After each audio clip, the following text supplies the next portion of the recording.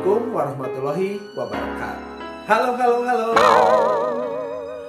Wilujeng sumping di channel Pak Iwan hiji genep 2. Sampurasun. Kumaha kabarna sadayana?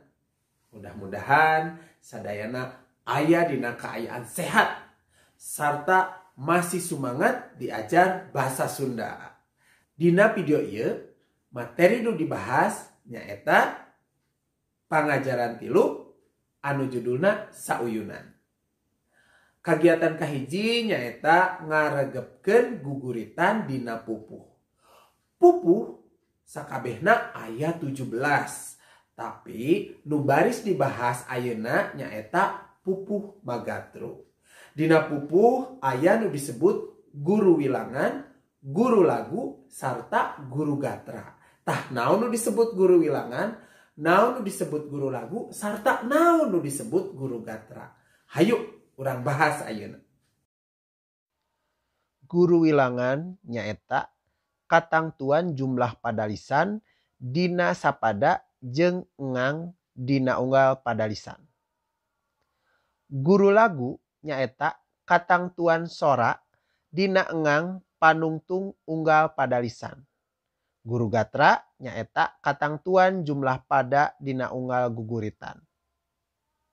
Aturan pupuh magatru nyaeta 12 U, 8 I, 8 U, 8 I, sarta 8 O.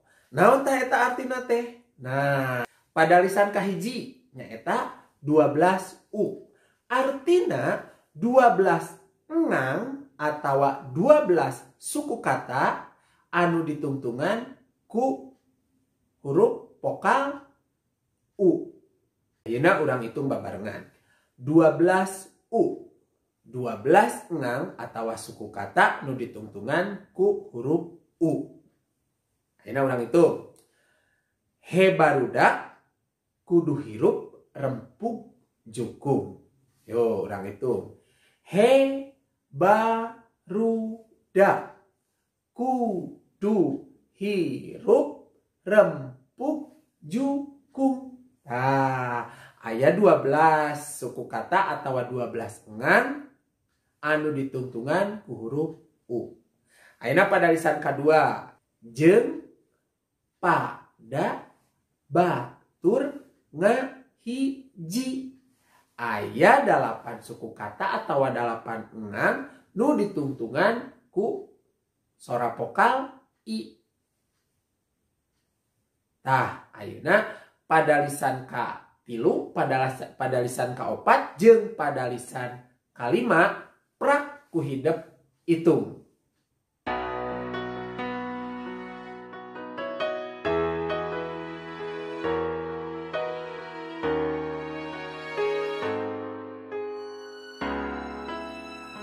Sanggeus hidep paham sarta mampu nangtukeun guru wilangan anu dina pupuh magatru, ayeuna urang regepkeun hiji pupuh magatru anu judulna rempuk jukung.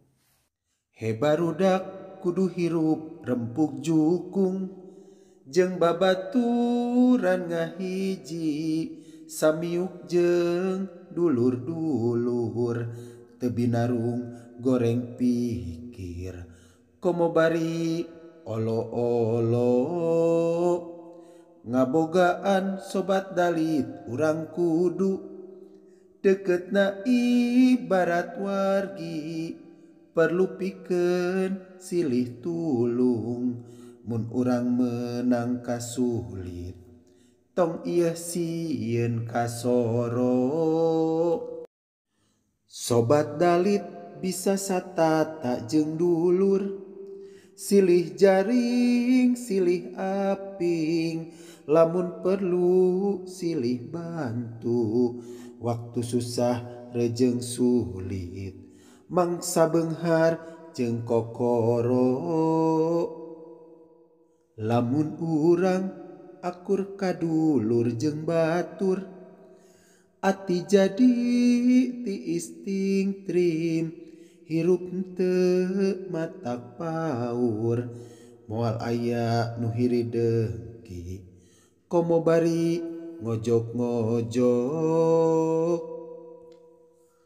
Hayu urang babarengan dulur-dulur, sangkan urang tiis ati, jeung batur teh kudu akur, hirup teh kudu ngahiji, lir ibarat ramo-ramo. Ramo mah salawasna akur jeung batur, tara hirup sirik pidik, komo bari jeung takabur, teu hirup masing-masing, pek contoh hirupna ramo. Sanggeus hidup ngaregepkeun pupuh magatru, tangtu aya sababaraha kecap anu asing pikeun hidup. Contohna olo-olo. Naon ta olo-olo? Olo-olo dina bahasa Indonesia artina teh manja. Aya oge rempuk jukung. Rempuk jukung dina bahasa Indonesia artina gotong royong. Aya oge nu disebut kokoro. Tadi aya kecap kokoro. Artina dina bahasa Indonesia artina belarat.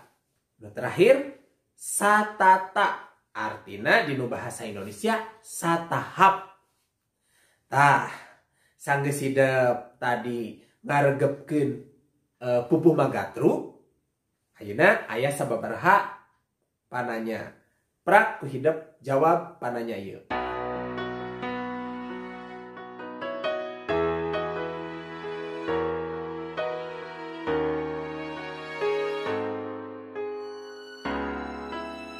Tulis jawaban di buku tugas sarta laporkeun ka guru sewang-sewangan. Hatur nuhun kana perhatosanana. Salam semangat.